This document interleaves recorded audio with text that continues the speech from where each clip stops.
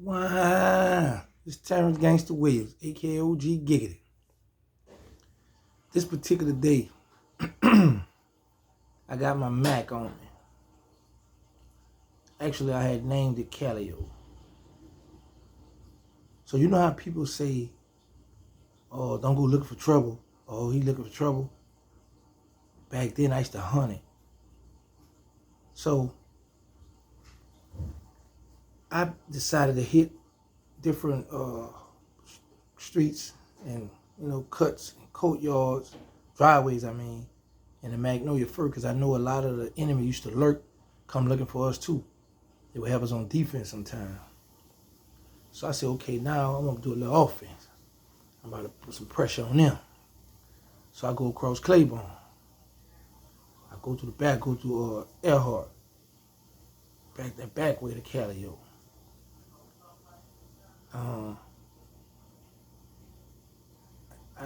don't know, I think it's Earhart. Back there where you come around, where you got the park at, you come all the way around, and you wind up coming around with Broad Street, back there with that back way.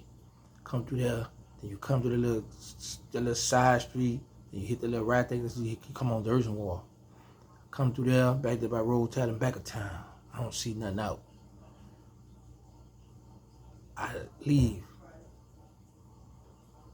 Man, like, I go down Martin Luther King, turn on Galvez, make a left on Galvez, then I make a right on Erado. Then I turn right on South Prayer. Is that Prayer y'all said? I turn that right where Booker T. Ward, hit the right. So now it's gonna lead me back up to Martin Luther King. When I go all the way back down Thursday, when I come back up, KK sitting on a newspaper stand. And I spot him, y'all. So when I see KK, before I could just speak with him, I look to my right, the project side, I see another one of the gangsters, cold gangster coming through the cut. But he ain't had no gun, they didn't know what car I was in. So I'm like, early in the morning, I said, boy, these boys out here slipping like that. I keep going though. I don't do nothing. Turn right on, Erado go up. My phone rang. His mom's calling. Just right after she got shot. I said, what's up? She said, baby, if somebody ever kidnap me, don't come. So I'm like, what are you talking about? She said, if somebody ever kidnap me, baby, don't come. She said, listen to me. She said, because I done already lived my life. She said, and they're gonna kill both of us anyway. So I went to thinking, I said, you know what? She got a good point. I said, because I pull up, they're going to hit both our head, and then ain't nobody going to get no get back. Like, I'm going to get some get back. So, my oldest daughter mother called, Sherelle. She said, Terrance. I said, what's up? She said, promise me one thing. I said, what's? She said, promise me you're not going to let them N-words kill you. I said, listen, I give you my word, I ain't going to let that happen. I'm going to go there and go to with a life sentence before I let something like that happen. Right after that, I'm driving, riding around. Then it dawned on me, I said, man, if somebody kidnapped one of my children because of this game I'm in and called me and tell me, if you don't come, we're going to kill your children. I was like right there on the spot. I said, you know what? I don't believe you. Because I could always make another one. I was going to hang up. That was my mindset. That was the sick mindset I had back then. That was the sick mindset. Just think about what my mother said, what I told my daughter mother, and how I was feeling about if someone snatched one of my children up. Because I knew how people play in the game. I knew the consequences of my actions was going to be severe. And I knew that the enemy wasn't going to play. They was going to send a message to me. And now that I sit back and think about that, I had a sick mindset But in that game, when you a stepper, how you guys are now steppers, your heart gotta be cold when you live in that game. Now you gotta say to yourself, I'm gonna be out here, and I was being selfish because in my mind it was about me.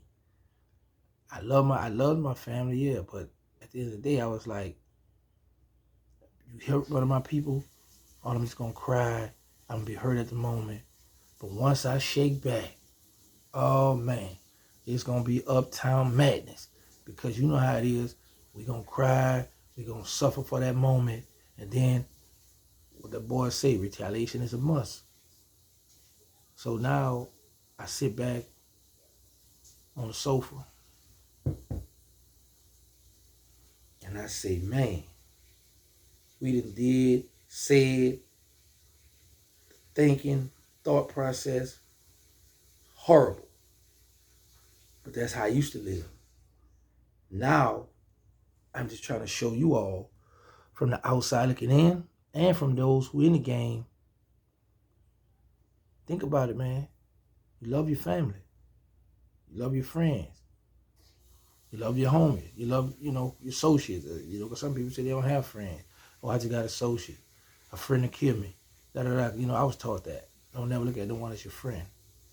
But at the end of the day, we must pay attention to the things we're doing because sometimes we've been at tunnel vision. We just be on, once we robbing somebody, once we taking somebody money, jewelry, family members' lives, or whatever we doing, we having fun because we on this side. So we got the thing pointed at them and we enjoying it. But when that thing pointed back at you, just like how they used to always tell me, this old he used to tell me in prison, when I used to always be doing, pointing my finger like they said, man, he said, man, look what you doing. He said, you point that finger at me, but look at where your other fingers at? The other three point right back at you, and one going up to God. When you doing that, or when you do this here, when you point that finger, you still got the other three coming back here towards you. So, and I just be like, man, you know how we come up with all kind of stuff. But then I just started saying a lot of stuff got a little meanings to it, stuff we got to pay attention. Because when you do something, you can best believe somebody gonna be there to retaliate or gonna want some get back. Because just like how you feel like you tough, they feel like they tough too. Or some of them are tough, whatever the case may be. But right now at this moment, for those who out on the streets, in a life, think about it, man. You got a chance. You got a chance right now to walk away, chill out, put the guns down, stop the violence, say no to drugs. Live a productive life. Kick back. I know how it feels to be on that end. Now I'm enjoying this end right here, and it feels good, man. Real good. I want you all to know I love you all. Stay safe out there. Why?